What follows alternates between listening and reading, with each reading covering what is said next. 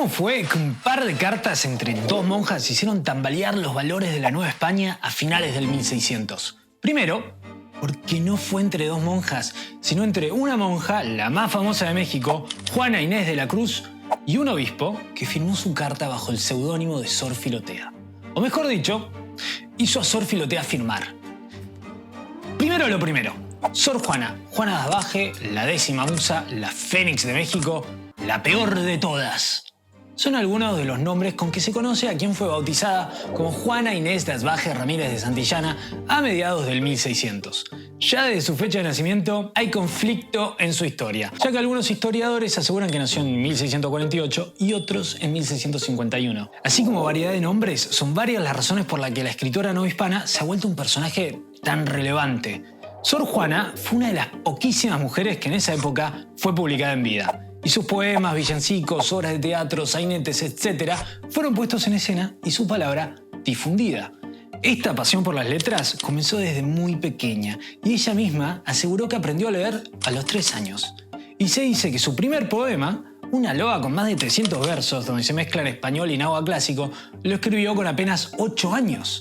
Su verso más conocido, hombres necios que acusáis a la mujer sin razón, sin ver que sois la ocasión de lo mismo que culpáis, es apenas un fragmento del pensamiento que en su famosa respuesta a Sor Filotea desarrolló a mayor escala cuando aseguró que si Aristóteles hubiera guisado, mucho más hubiera escrito. Ahora sí, las cartas.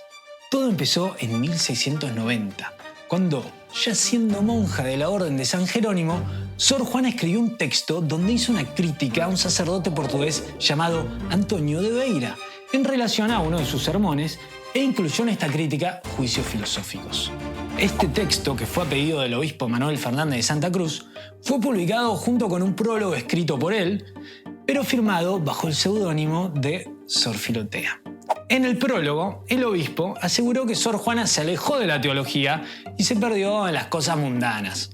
Dice que aunque la iglesia no reprobaba que las mujeres estudiaran, pensaba que las mujeres siempre eran propensas a la vanidad, como en su caso, y también que el conocimiento no debía permitir que salieran de su estado de obediencia.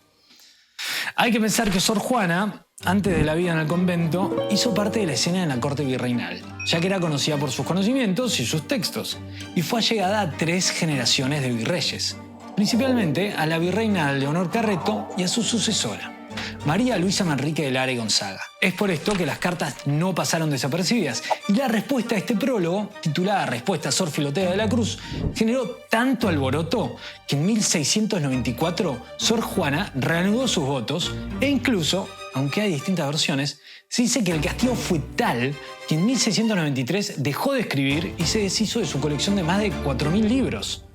En esta famosa respuesta a Sor Filotea de la Cruz, Juana de Asbaje hizo un recorrido por su propia vida y su dolorosa relación con el conocimiento.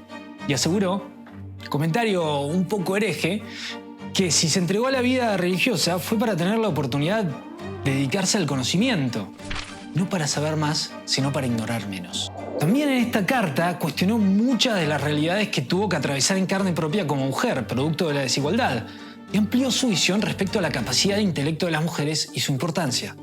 Además, habló de mujeres ilustres anteriores a ella y de personajes femeninos de la Biblia. Es así que 2 cartas, aparentemente entre 2 monjas, hicieron que la corte y el pueblo de la Nueva España se cuestionaran el papel de la mujer y el acceso al conocimiento.